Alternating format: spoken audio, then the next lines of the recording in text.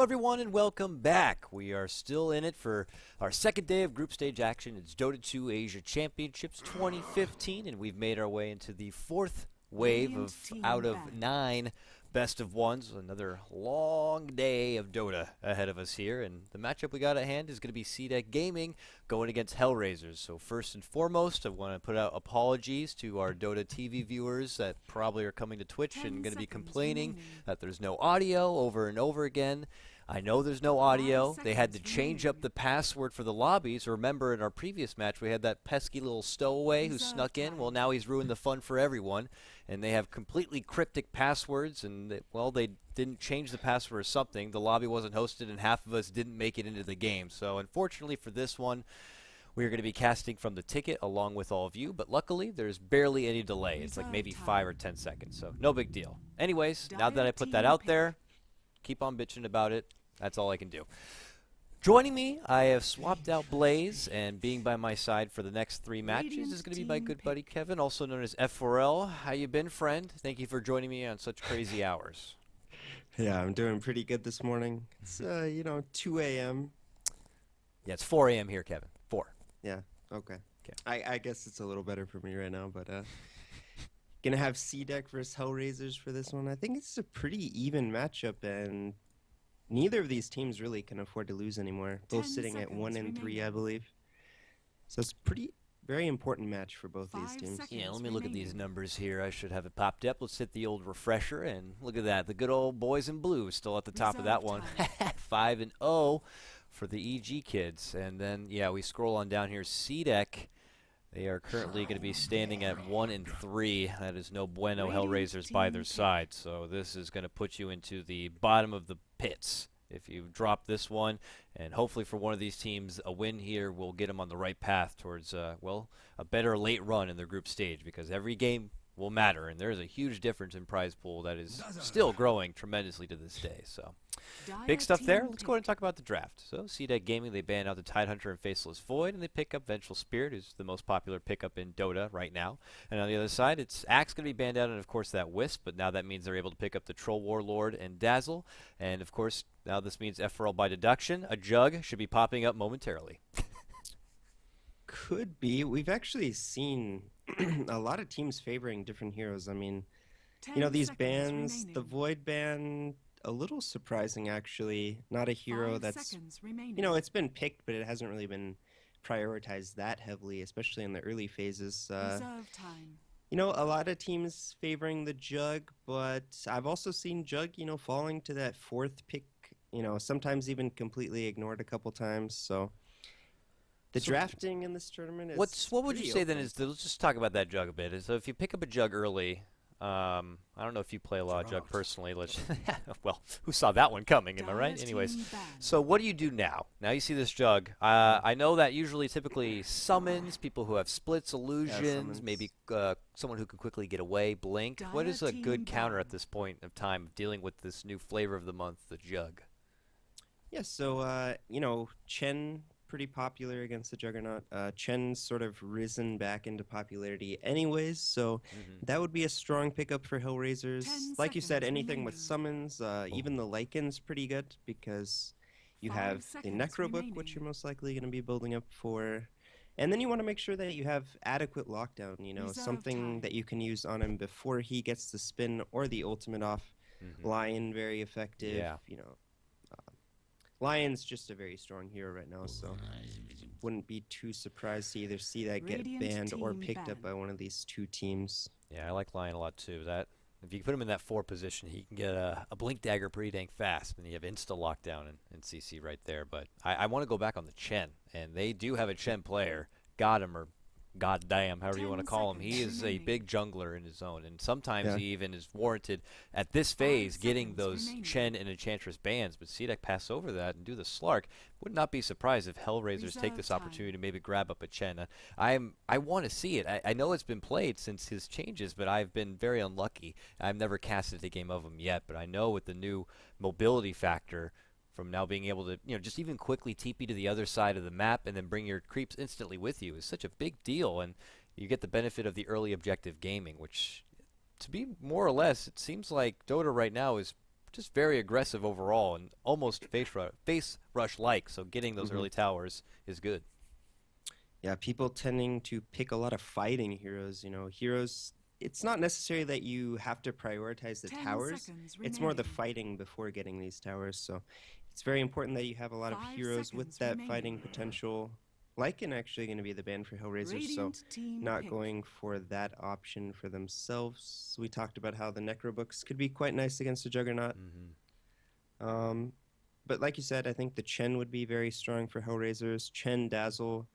It's decent synergy in that you can do a heal bomb with the creeps, but at the same time, you don't really have the same zoning presence that you would have. Or the kill pressure it's a little awkward because you don't have anything to set up for the Chen.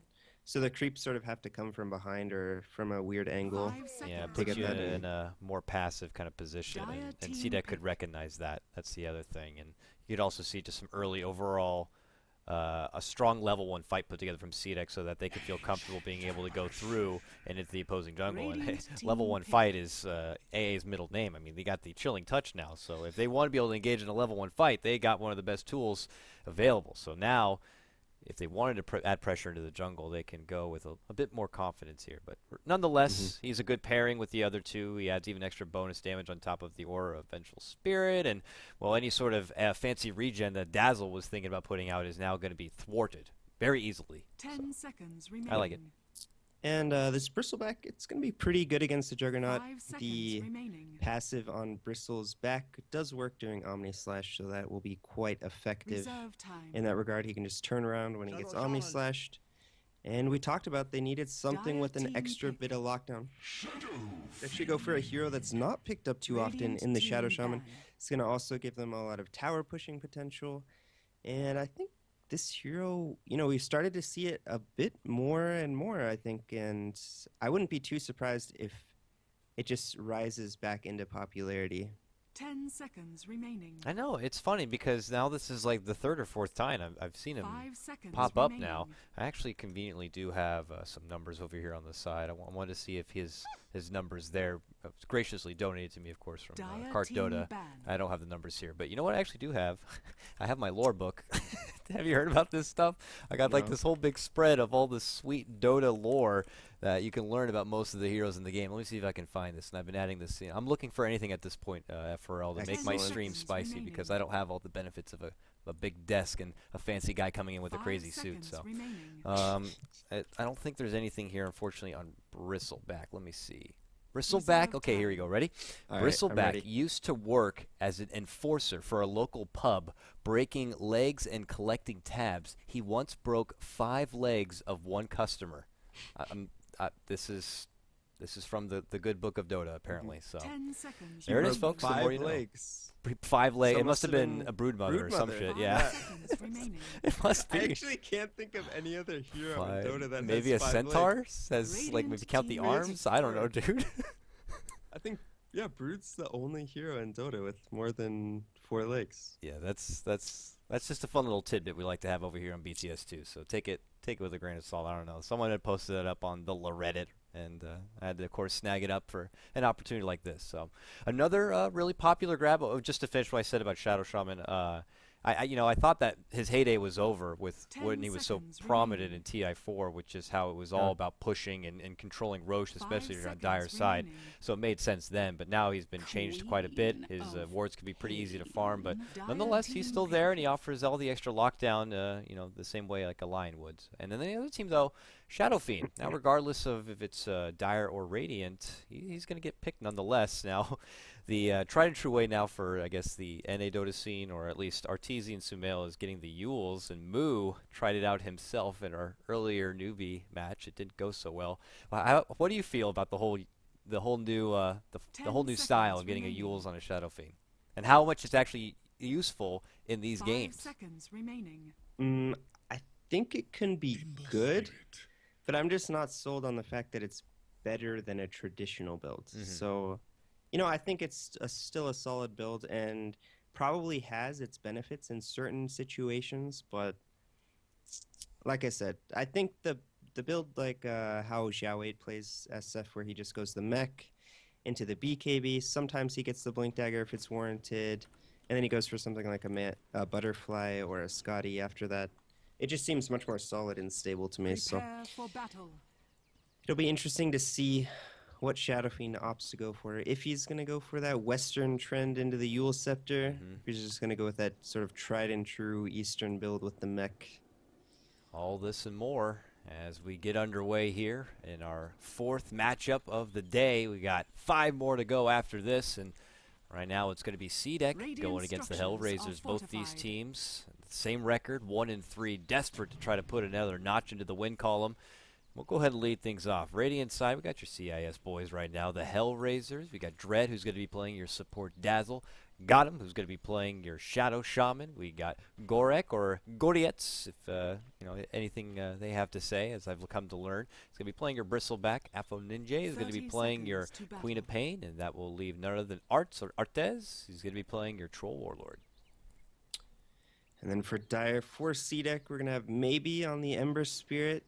Pretty famed for playing these aggressive heroes. You know, his Ember Troll, all very famed. We're going to have Garter playing the Ancient Apparition. Q on the Vengeful Spirit. Mikasa on the Shadow Fiend. Ooh, this is where they're trying to utilize that early level 1 potential, and quickly it's looking like CDEC are going to get potentially both runes. They get this one at the top, but they could get Mikasa here. They move on forward. He's going to be fine, and we're going to get an early pause, unfortunately. So as it developed, it looked like CDEC were kind of eyeballing the bottom. Maybe they got a brief glimpse that it was going to be Artez down there. So they left Aggressif on the Jug to go for that rune solo, knowing that he could do something like that. He Blade Furied him all the way down, and now he's going to get to walk back and take that rune. And so the rest of them go up to the top part of the map, and with the presence of that early chilling touch, they know they can take a fight, and with that, they secure both runes. Pretty nice stuff from CDEC. A really nice play from them. Getting both the runes at level 1, it's a huge deal. It's 200 gold as well as 200 experience, so very well played by them. And forcing the Troll all the way back down to base. Looks like Hellraisers wanted to do some sort of aggressive tri-lane, but you know, after that level 1, thinking better of it, just going to go for the dual lanes. So now with that, CDEC, they get a small little boost to lead things away. And they're going to start to create space here for Maybe in the top lane to farm up on his Ember. Both supports doing a little bit of pull and creep stacking for now. It's Maybe being very, very dominant. And now you see contention. Aggressive, getting pretty aggressive. Thinking about making it go potentially there on the goddamn, but it's going to be fine. Reserving the Blade Fury for now. This Jug is already level 2.5. Uh-oh. Now he catches him. Gets one strike in first and foremost. Tries to dodge him through the trees, but the Blade Fairy damage is there. And all the meanwhile, Maybe's actually the one to get the kill. They are still playing Ring Around the Rosie here. Got him's got to make a choice to split off. Goes the right-hand stand. Turns down and gets the deny. Oh, very dizzy. Aggressive has to walk away. But your first blood is actually going to go to your Ember Spirit. Yeah, so CDEC doing very well in the early stages of the game, securing both of the runes. They get the first blood in the top lane onto Gorek, not really respecting this AA chilling touch damage. At level 1, they combined the magic missile with the Searing Chains to set up that easy kill. Aggressive does force the deny from the neutral creeps.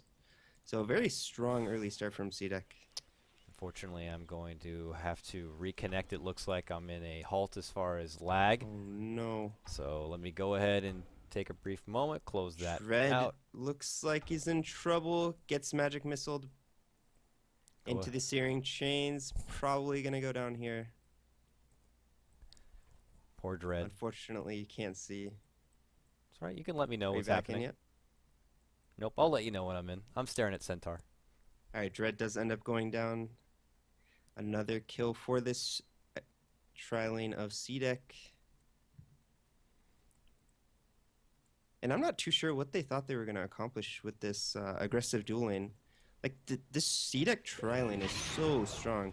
With the Chilling Touch, they have 2 disables with Ember's Chains, as well as the Magic Missile from Vengeful Spirit. It's just a very, very difficult tri-lane to go up against. With, I mean, it would be hard even with 3 heroes, but with 2, it's just... It's like unfeasible, just because Bristleback is not going to be tanky enough early.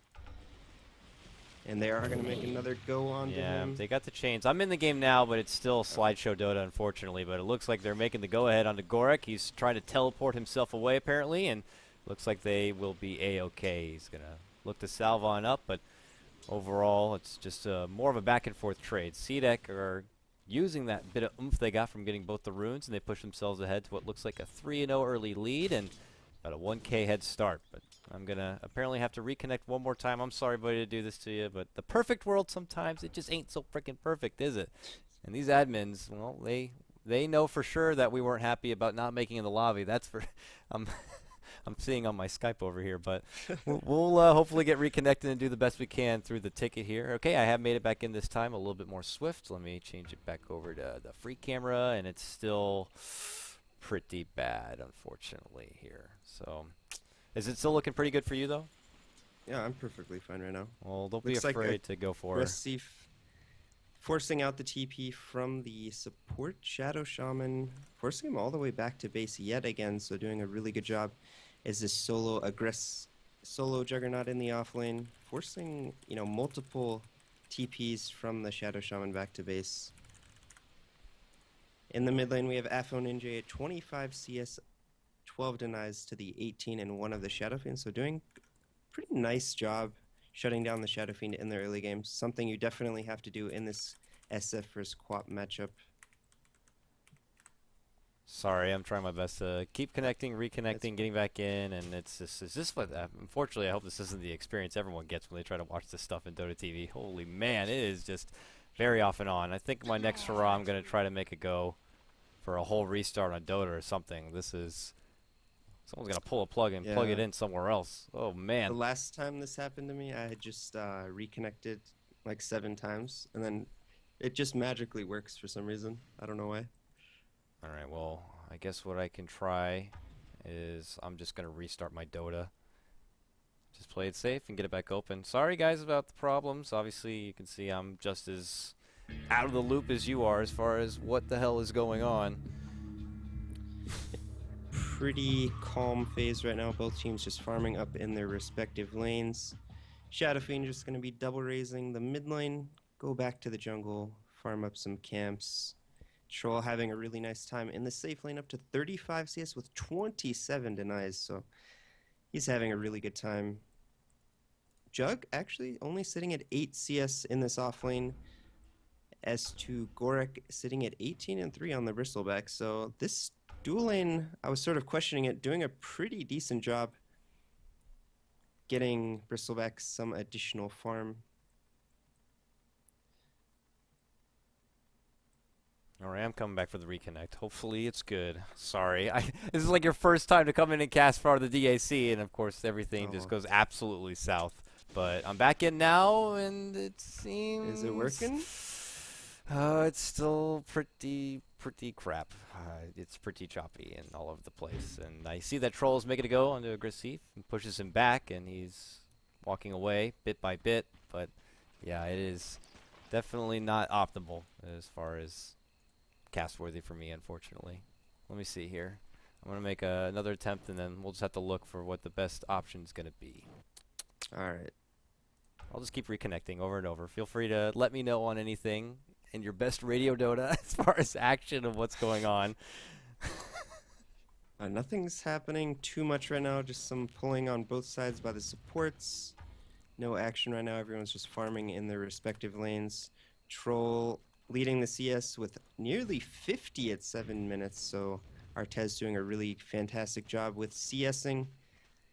In the mid lane, SF actually has caught up quite nicely to the Quap, now actually eclipsing the CS, so nearly up to 40 CS for him, so doing a really good job recovering. And it's very difficult once SF reaches this level 7. Gonna have the dual raise, instantly clear the creep camps, and then just go farm up the jungle nice and safe.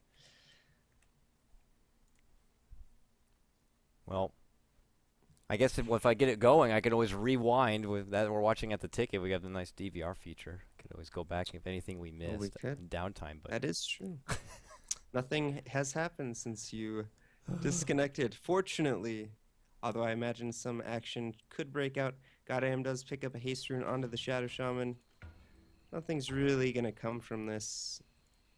Well, I've progressed from, or degressed rather, from what was once skipping to now just sitting still, completely frozen solid, as if No. time is completely stood still. So Radiant are stacking Ancients for the Bristleback. It's going to be a nice addition to his farm.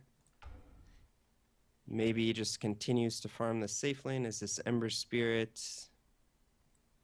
And I think this passive laning phase really favors CDEC right now because they have the Shadow Fiend and they have Shadow Fiend, Ember, Juggernaut, Tricore. Very, very strong going into the late game. And then they have two supports that scale very well with the Venge and the Ancient Apparition, whereas Hellraisers, they have to get a lot more done in the early game. You know, Troll and Bristleback with Quap, these are all pretty much mid-game heroes. You know, they can be successful in the late game, but it's much more difficult for them compared to CDEC's cores. You're doing such a good job. I'm sorry. You're nailing it. I just feel bad that I can't. I mean, it's I come back and it's okay-ish. No, and then they all decide that no, we got to move a little bit by bit here. But I still see that nothing's actually happened. It's 0-3. I'll give people updates when I actually make it back in if they want to take a brief glimpse at how the CS is doing and the net worth graph you see there. It looks like Troll. He's 71 and 43. He has 43 denies. Holy crap. All right, so he's been denying the hell out of bottom lane. And, well, as far as net worth, I he's have at the an top. idea. Okay. All right, I can stream my feed, and then we both cast off of my stream. I guess that's our best see option what I'm if you saying? want. So then, although my camera work is pretty terrible, but I mean, it's better than nothing, right? Yep. I mean, if you want, you Alright. can bring it up. I will. Let me see. And then I bet you I can can make just- something. You could just do it on your stream, and I'll just Yeah, put it that's on my what I'm saying. monitor. Radiant team Yeah. pick. This is going to be the absolute most, like, Dota redneck style, like, game stream, but this is better than nothing, I suppose. So let me go ahead and get your stuff loaded on the other side. I went into the wrong game for This this is gonna one. be so confusing though because there's gonna be a 10-second delay, so I'm gonna have to look at my stream while trying to do the camera at the same time. Oh, goodness. Oh boy. Well, it's our only option for now. I'll just keep trying to Okay. reconnect in hopes that gets better. Oh, it gave me hope for a moment that actually looked okay. But it's still no kill. It's 0-3. It's just a lot of priority for the farm. Troll is still up there, CS, 82, 82, and then 73 and both 59 on the other side. But looks like for Ninja on a Queen of Pain, a Scream at the ready and Invis. There's probably going to be a kill soon, but we probably won't see it, sadly. But I'll reload again. Let me know when you got your thing up here. Maybe does get gone on with the Sonic Wave. Scream of Pain ends up falling in the end. Very aggressive move by CDEC, trying to contest the Ancient stack that Gorek was doing. They do force out the Grave TP from Dread, but unfortunately going to lose maybe in the end on the Ember Spirit. Definitely not worth it for them. And Hellraisers lose nothing there. They farm up the entire stack. Quite nice for them.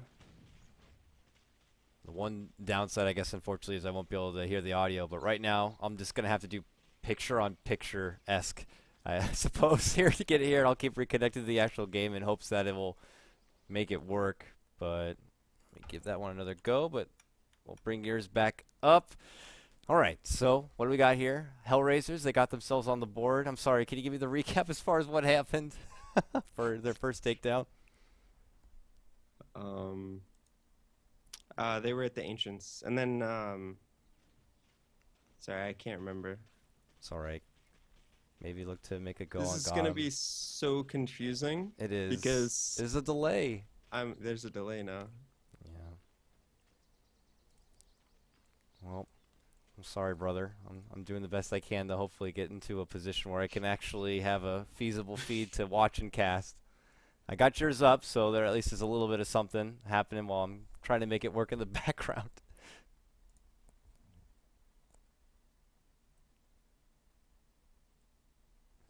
It's Streamception, people. Yes, that's exactly what it is. All right, the best you're going to get. Oh, look at Artez. He's making a go. On to Q. Q steps back. Missile. Lockdown. There it is. Tomahawk fly. Shackle locks him in place. They still get it. Now they turn back onto him. The Omni Slash. You're not going anywhere. Good takedown on Artez. So CDEC looking to advance back. Look at this dive behind tower.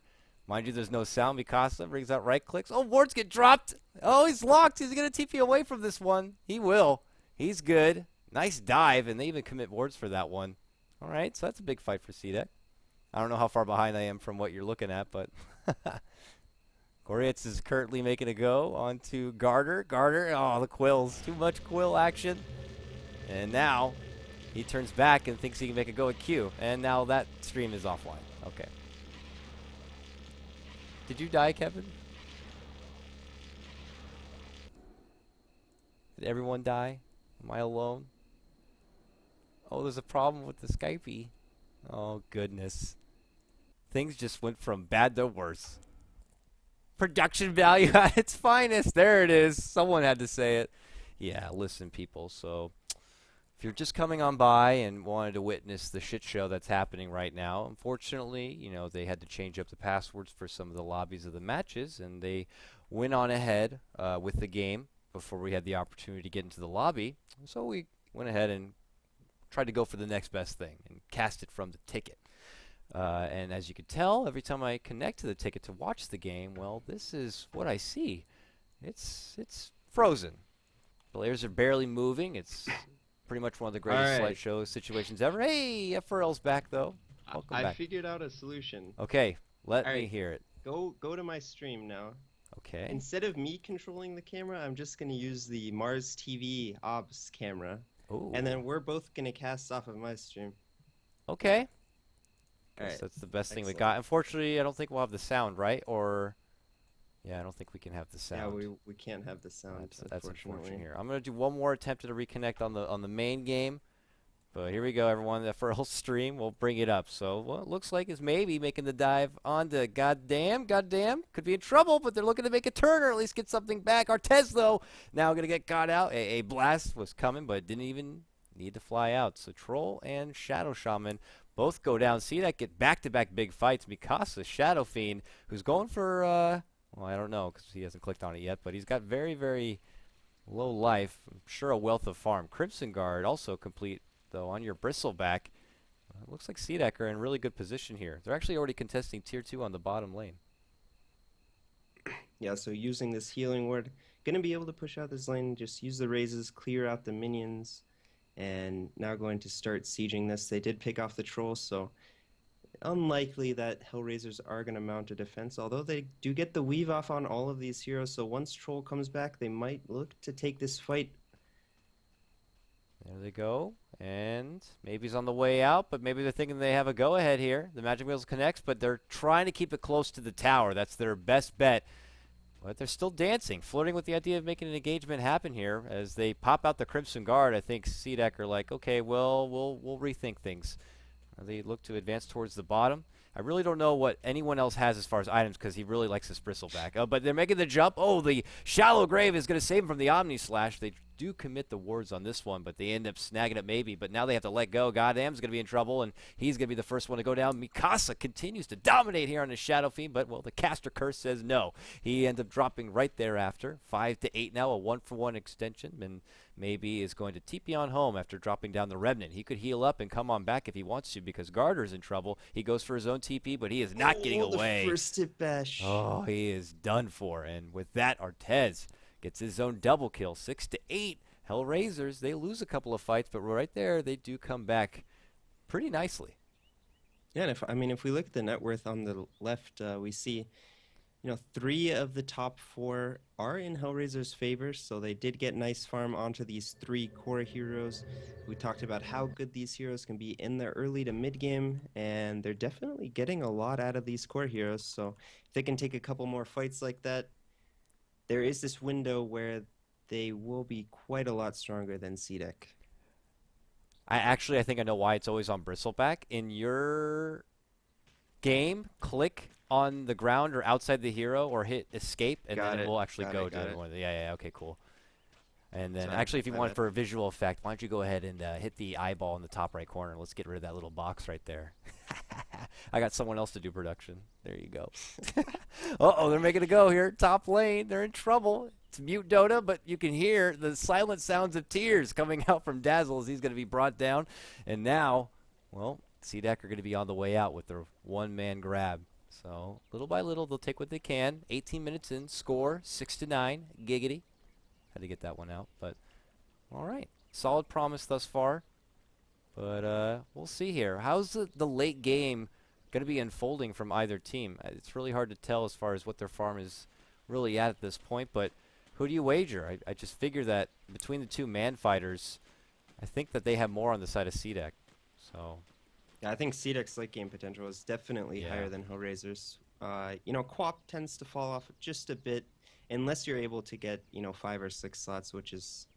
ooh, Goriet's in trouble. They have the Ice Blast and everything. Okay, yeah, he's done for. Bristleback, you may be big and bad with your Crimson Guard, but he is not going to be able to withstand that kind of pressure. So he gets brought down. Your big, meaty frontliner now not at the ready here for Hellraisers unless he wants to buy back. CDEC maybe thinking about making a move towards Roche here. Yep. Is it up? Yeah, it is. Yeah, Roche is ours. So they're going to go ahead and plant a sentry, make sure they have optimal vision, and they're going to move right in. So this is going to be a nice grab for them.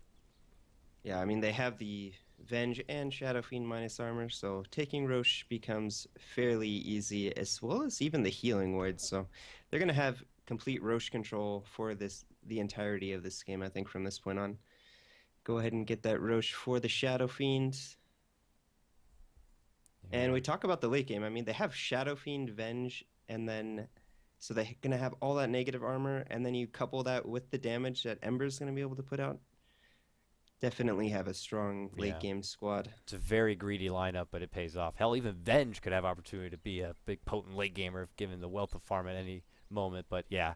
So, with that, the tempo of the game, Hellraisers need to be a bit more in control of it. Otherwise, it will just quickly slip on away from them. So, we'll see here. Hellraisers, they kind of collect their thoughts as far as what the next possible game plan could be now that they've already lost the Roche opportunity, and now they're making a go. Afo Ninja could be caught out here.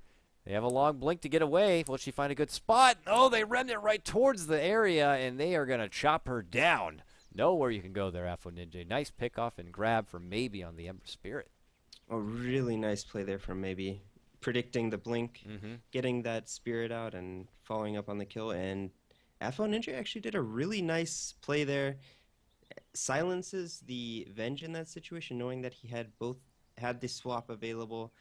It would have probably killed him if he had just cast that, not actually silencing the Ember, which would have made him die a lot faster. But in the end, he dies just the same. And now This is just a bit awkward because I have I can hear like the Dota sounds, and then it's on my other monitor. I can't imagine what you're looking at on your side. I mean, mine's already just... crazy enough as it is. I know people are probably coming in like, hey, what's going on? I don't hear any sounds. What is this? What? It looks, the quality sucks. Yeah, guys, we know, all right? In the background, I have the actual game, but, you know, with the lag being able to connect, it's not working, blah, blah, blah. F4L has generously donated his stream for me to watch and him to watch together, and this is the best you're going to get with what we got. So for now, Hellraisers looking to break out and make a fight happen right now. They're trying to get a hold of Mikasa here. Ooh, Ward Trap's going to hold him briefly, but now he's looking to go on the assault. Presses on down with the Manta now popped, and Hellraisers quickly step away. I feel like each time these wards are committed, they're not getting a whole lot done, and now they're going to get quickly farmed up for CDEC. So now it's them to push their way down. This is a problem. Yeah. When you have this Rasta, you really can't afford to have these wards get farmed, and the hero's not very effective in these teamfights right now. While those wards are on cooldown, you know, he does have the Hex, the nuke, but not going to probably get in a position to easily cast those abilities. Oh, hold on. I'm hearing sounds from my real Dota game. Sorry, I thought it might have been cleaned up, but unfortunately that's not the case. I will go for one more reconnect here. I'm multitasking out of my ears right here. So now, still holding and defending in this top lane. You see Hellraisers here as their tier 2 going to be slowly brought down. Stun happens out on Mr. Gorietz, and well, now he looks to potentially press on forward here. I'm just under the guidance of this potential observer as far as what he wants to look at, but now they commit. Tower very low, jumping on in. Goddamn, could be in big trouble and will be brought down. Ice Blast actually really connects on 3, and they got to get the hell out of there. CDEC are going to easily claim this tier 2, and they can even consider a press towards the high ground. Queen of Pain is dead for 40 seconds. No buyback. I think CDEC are going to do some serious base damage here. Oh, boy. Yeah, so they only popped the SF, but he has the Aegis, not the hero that you want to go for in that situation. Probably would have been better off served going for maybe in that situation, but now their tier 3 is in trouble, possibly even the Rax at this point. And a 23-minute Rax up against the team that CDEC have. This is going to be very, very difficult for Hellraisers to recover from this situation. CDEC are happy with that. If they just have to walk away with their winnings, they have won. They're not even going to lose any heroes either. Nothing. They just get a Rax for free. It was and 2 kills. Just maybe Hellraiser should have considered just flat out stalling. Let them have the tier 2. It's not worth any potential slippery engagement. You commit the wards and it just amounts to nothing. And next thing you know, you're on the back foot, and it's all let off with poor little Ninja getting caught in that top lane. So CDEC have quickly taken back control. Now they're looking to engage mid lane. Obs, can we move up? Oh, I thought they were engaging. Well, come on, camera. They're on the run back. I get that. So Artez here on the right-hand side. Maybe he could look to go for a flank, but Goddamn is going to be down to his last will. Shallow Grave there. He turns back with a very nice duration on the lock. There he does go down. And Artez gets his own kill, taking down what looks like Q, the Vengeful Spirit. And now they're on the hunt the other way. I have no idea what CDEC's doing right now because it's like total Hellraiser's view. Mars TV observer. It's pretty good. But now Mikasa is going to be pressured. He's got the goo out there and the medallion, so you can't underestimate the Hellraiser's minus armor. It could actually do some serious damage here, but it looks like a potential disperse from both sides right here with only 1 casualty from each side. Yeah, so still definitely favoring CDEC. They lose, it was just Avenge for a Shadow Shaman, but maybe he's doing so much work in these team fights using the Searing Chains with the Sleight of Fist combination. I think he got off like 4 combos in that fight, and those are just devastating right now. They do, a decent amount of magical damage and holding those heroes in place, letting Shadow Fiend just wail away at them. Hellraisers just don't seem to have an answer right now for this Ember Spirit, and really the only hero with any sort of lockdown is the Shadow Shaman. Yeah, so maybe some lucky bashes, I suppose, from Troll. And they just hope that that's all the lockdown you can get. But it's just very difficult even for a Troll to get onto this Ember Spirit with the remnants. So I just don't see how you're like. You imagine you're a Troll, you want to be in there, and just really kind of want to unleash. But getting into this CDEC team is going to be hard. You're battling through 3 and big even if fighters. You get there, you're taking a lot of damage. You can get swapped out. Like, let's say you get onto the Ember and you maybe bash him. Yeah. That would normally be the Ember's death, but they just can swap him, and having only 1 disable up against the Venge swap is pretty dangerous and risky because once someone gets disabled, they can just be swapped out and you have no follow-up at that point. So, well, this is feeling like a move from HR where they really need to make something count out of it, and close to smoke popping here from Maybe. They drop down the sentry. Remnant goes across, and now they got him. He could be in trouble. Quick chains, and now he realizes that a lot of HR are nearby, and they're questioning whether or not this is going to be an engagement they can take. Shadow Fiend is going to be there, and we're in a bit of an awkward spot for Hellraisers, and they'll try to stay close to at least their tier 2, but they get a nice Sleight of Fist. Godam's going to be very low. Here comes the Ice Blast. Shallow Grave's going to keep him alive, but it's a beautiful connection from the AA, and that's going to start to pay off. They completely annihilate. A couple of raises do fly through. Gorietz goes down. Double buyback coming out from the Hellraisers, and now they turn back. Artez trying to get a couple of kills on the way out after taking down the Shadow Fiend, but it's still not enough. They go for maybe Remnants away. Barely on out. The silence is going to be there, but they eventually do get him. Double kill coming out from Ninja. And a quick slip of escape right there, it looks like, from the Vengeful Spirit. So when it's all said and done, it cost them what looks like 4 deaths with 3 buybacks for Hellraisers to finally get the best out of that fight. Yeah, and even with the tremendous gold and experience advantage for CDEC, they don't even come ahead in that fight. The experience change, very similar. They end up losing gold because they were forced to buy back on 3 heroes, even losing 4. So very nice fight from CDEC. They only lose 2 heroes in what is essentially an 8 versus 5. This is not looking good for Hellraisers. And we talk about their draft. They don't necessarily scale that well into the late game. Sure, if they were even or ahead on items, it would be a different story. But in the current situation of the game, they don't really have those nice AoE teamfight ultimates that you look for in the late game. You know, none of these heroes scale particularly well. Sure, Troll scales decently, but... Ooh, they catch out Q. Q might have paid the price for going for that rune and does. Ice Blast will fly through. Actually doesn't connect. So with that, Hellraisers, they get their pick in there. That is a nice skill. They're thinking about making it go for Roche. They got the advantage in numbers. They don't have to commit a whole lot. They, I believe, still have their rewards at the ready. So they're thinking about it here. But this is going to be a big commitment. If you don't get the job done, it could still be just very devastating. And you're already down to racks. And I see the creeps down there. They're pushing into the base. So you better get the job done pretty damn quick. They get the goos out. And it starts to quickly crumble, and I see CDEC is lingering nearby. Now they make the commitment on over left-hand side. You can see there's going to be the grab. Aegis is going to be picked up and snagged from Troll Warlord. Shallowgrave comes out and saves goddamn for now. Mikasa trying to blast out the big Requiem. Does get it, but Artez gets a hold of Mikasa and begins to bring out the right clicks and gets it done. Shadow Fiend drops. A buyback has to come out from the Jug, and now they focus Gorietz. Gets slashed down. Maybe he gets that one. They go back the other way. The Aegis is already going to be popped right there. Artez with his second life. Immediately going to be locked down from Maybe, and they're going to look to swing for the fences with the help of Jug. Desperation, Shallowgrave, but it's not going to matter. He is not going to get away. Try to get one last punch in, at least on Maybe, but it is over. Hellraisers, they do get the Roche and Aegis, but they ultimately lose the fight. CDEC, nice set of buybacks. They just come right back in full force, 22-12, and with already an upper hand on taking down one set of racks, they can get ready to regroup and go for another. And I believe they only bought back on the Jug, correct? So Yep, just the Jug. only one buyback, so they get 4 kills for that, and the Aegis as well was used. So a very well-played fight there from CDEC. And so now, see, at least on the mini-map, CDEC pushing down to the mid lane. And with that, maybe we'll work on the bottom. It's not that long before Hellraisers do come back, however. Less than 20 seconds, and they'll be a full 5. So CDEC might have to pull away before they have the opportunity to get anything done. Dread, though, well, very low, has to get the self-shallow grave, but won't be able to walk out. So Dazzle drops, giving his own life for some sort of defense.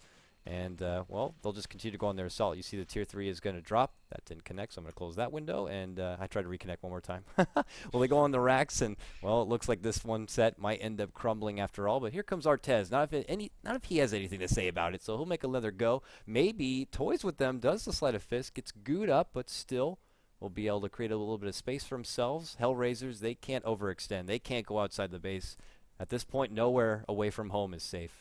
CDEC are just going to start to take that home and make it theirs. They get a hold of Gorietz here, lock him down. The Bristle has his back towards him, but that's not going to be enough. Out for a minute, no buyback, and it looks like the second set of racks is going to fall. And, well, F4L, I think Hellraisers are probably going to be throwing in the towel. Yeah, a bit unfortunate for Hellraisers. CDEC have played fairly fantastically this game. Have that triple core into the late game. They just, you know, it was honestly the story of this game is that passive early game that unfortunately most people probably didn't get to see just because of the issues that we've had. Maybe if you were watching in Dota TV, but you know, I mean, the score was what? It was 1-3, I believe, for up until I want to say like the 14 to 15 minute mark. So only 4 kills in the game, 3 of which were on the side of CDEC, definitely favoring their composition, and they just sort of rolled on to victory with the Shadow Fiend Ember Spirit. Ember being played by Maybe, doing a fantastic job, constantly harassing these heroes with the Sleight of Fist Searing Chains combination. They just can't deal with this hero. Yeah. Like, they don't have the tools to deal with this hero, and they can't fight up against CDEC's lineup in the late game. And they're just so good at adding and keeping this pressure. They got fantastic wave clear with the Sleight of Fist and the raises now. This is the final hurrah, it looks like, for Hellraisers. They are now down to their final set of racks, their final defense. CDEC looking to pull a victory here because both these teams desperately need it. Both of them standing currently at a 1-3 record here in already the second day of group stage action. And, well, they don't want to be walking away from day number 2 even lower than they started. So CDEC are looking to play it a little bit safe here. At this point, maybe in any normal pub, you feel like the game is won and you can be a bit reckless, but not when there's so much money at stake. So CDEC will wait, itemize a bit. Looks like we got, what here on a Juggernaut? He has a Shadow Blade. Was that one of his first items? I never really noticed the Shadow Blade before, but he's got it now. Yeah. Okay. It was one of his first items. And it was then probably during the period where I was like, didn't know what the hell was going on and trying to find something to cast. Oh well. Here we go. We got CDEC looking to wrap things up here. What do you do, F4L, if you're Hellraisers? I mean, is there a dream case scenario where you can actually put together something solid, or is it hoping for CDEC to do something wrong? You have to hope that CDEC overextends, maybe dives into you, because you don't really have any of these like late game potential spells. It's not like you have the Ravage or the Chronosphere or something, and you can't even try to engage on one of these heroes because they're just going to get swapped out. You see the weave goes out. They are going to build up the armor here, but the tier 3 is already down. Now the final Rax, the official jugular, is going to be exposed. They're jumping from Alpha Ninja. Desperation to go for the scream. It connects, but it's not going to do nearly enough damage. She does get thankfully saved there from the shallow grave. Will step back and be able to heal on up, but that's already a weave down and now a sonic wave. Oh, they get a hold of both Goddamn and Goric. Goddamn drops immediately. He does get the wards out before he goes. Artez, with his last dying breath and final hurrah, wants to bulldog forward, and Mikasa's just going to laugh it off and walk away. Now attention back towards him. BKB has been used. So at this point, this is just going on with just life support. Barely breathing. Hellraisers battered and beaten. Nose a bleeding. Eyes are swollen. And we'll see that. It's looking like they're going to have their hands raised in the air momentarily. But man, they're playing it passive right here. Just, it's like suffocating Hellraisers at this point. Yeah, no reason to risk anything. They're down one of their core heroes, so they're just going to wait for Jug to respawn. Wait for him to have the Omni Slash available, and then do it all over again. That was a pretty nice hold from Hellraisers. They defend their Raxes. They trade 1-for-1 Rasta for the Juggernaut. So pretty decent trade in the end. I think you would have to be happy with that if you're Hellraisers, because I mean, if you can constantly trade supports for one of these cores on CDEC, then maybe eventually you can whittle them down, but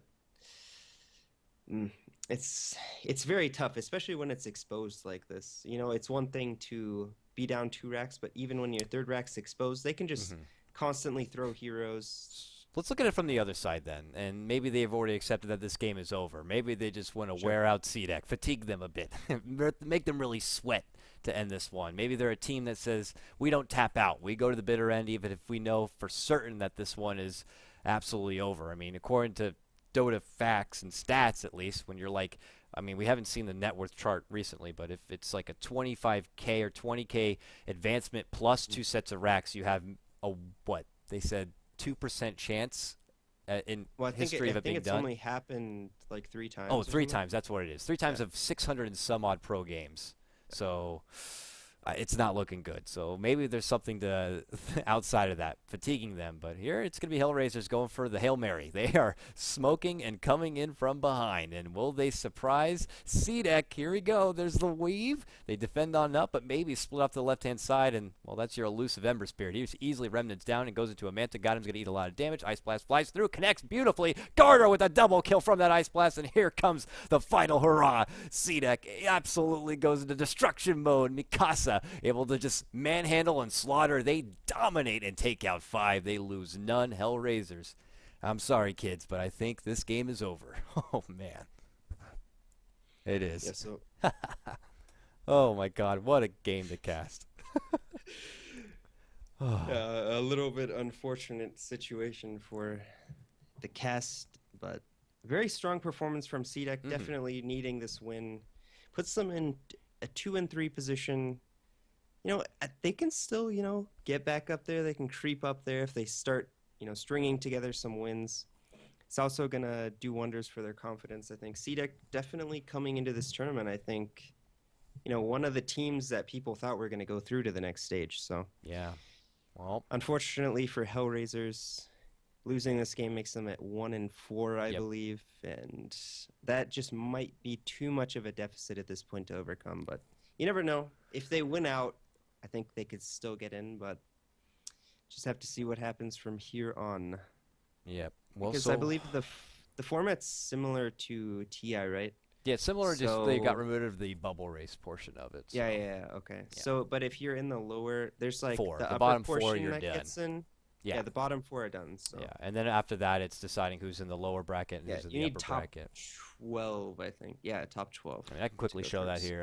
Yeah, boom. You can see on your screen if you actually wanted to know what the flowchart he's exactly talking about and how this event will break down. But let's quickly wrap things up here because I want to make sure we get in the next lobby. Again, I'll apologize on behalf of everyone. Obviously, this was out of my hands. They went ahead with the game before people were even in the lobby as far as production and caster wise. So, this time we'll try our best to make sure we get into it. And there's the Twitch screen going. But so with that, F4L, I appreciate it. I want to say thanks for you donating your own personal stream so we can both cast off of that. Fortunately, we didn't have the sound, but it was better than trying to watch in game with frozen crap lag. So. Folks, we'll go ahead and just chalk that one up to a bit of a, and we'll just move on from there. Our 5th wave is going to be Tong Fu taking on Vici Gaming coming up next. F4L will join me for that one, and well, we'll give it a small break and come back.